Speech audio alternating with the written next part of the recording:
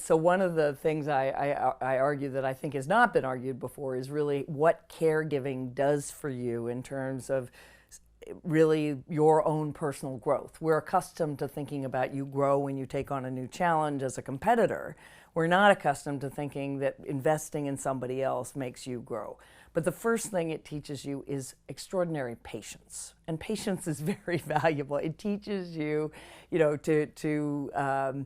to learn how to invest in another person in a way that gives them support and guidance, but also pulls back and lets them make their own mistakes. Now, not in the first year, not so much. They're like sitting up and rolling over.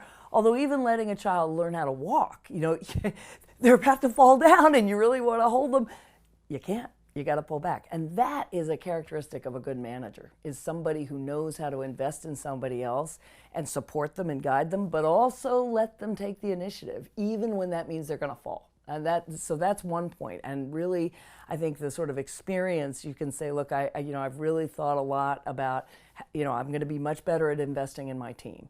Another one is, and this one's critical because we are in this world of just constant change. Nothing teaches you how to adapt to fast changing rhythms better than caregiving. You think you got it all together and your child gets sick, or you're just trying to get out of the house with a child. You are constantly making do. You're constantly adapting, resetting. And so that's another way in which actually you're going to be, a logistical whiz, but it's really good for your brain. And the other thing I would say is, I think we shouldn't hide these things. Somebody just told me that she had a couple years out on her resume, and her employer said, well, what were you doing? And she said, I was caring for my mother.